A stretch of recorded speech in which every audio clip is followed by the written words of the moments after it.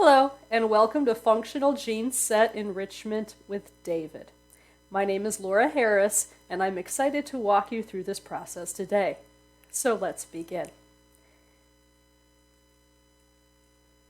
You'll recall in our previous video, we used gene set enrichment analysis in order to identify genes of interest.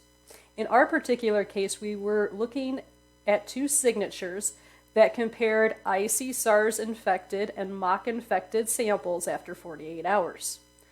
We identified two positive and two negative leading edges from that analysis, and we combined them to come up with panels.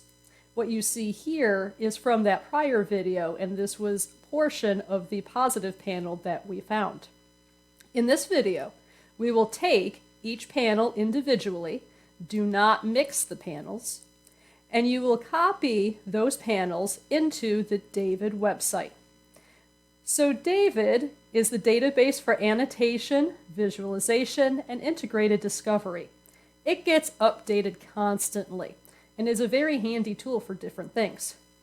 You will start analysis, which will then allow you to paste a list of your genes in, scroll down, identify those genes. So in this particular case, I put in Entree's gene ID. You'll notice further down the list you also have official gene symbols, etc. So whatever you need is there. This is a gene list, not a background that I'm comparing. Submit list. And in a minute or two, you get your results. So now I can go to the functional annotation tool, and I can do clustering or I can do chart. So I'll show you both types.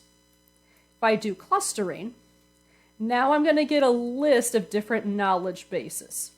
I personally will turn off anything that is not the gene ontology defaults, and I'll keep pathways, but I'll get rid of protein domains. And the reason I am doing this is simply because I want to see the pathway connection or the functionality of these gene sets. So I want to see what they do in the cell. At this point, I can go down here, functional annotation clustering, and you can see how David will cluster together my genes. So for example, 10 out of the data set are related to type 1 interferon signaling. Oh, wait a second, that was something that was discussed in the paper that was optional for you to read in the overview module. Might want to check that out.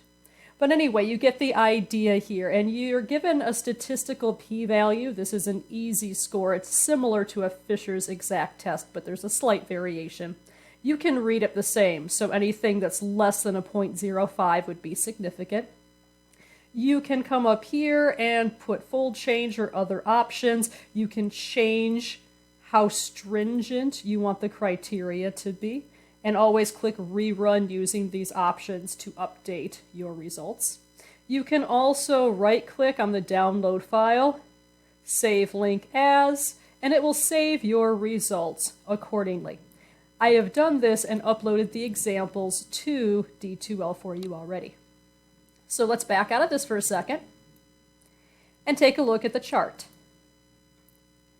So here you'll notice a similar format where I've got a count of genes and a p-value. Again, we're doing an easy score here, so the same criteria apply.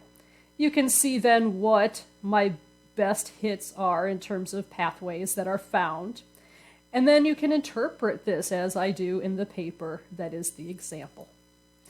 So that is David. That is how you're going to use it for your analysis.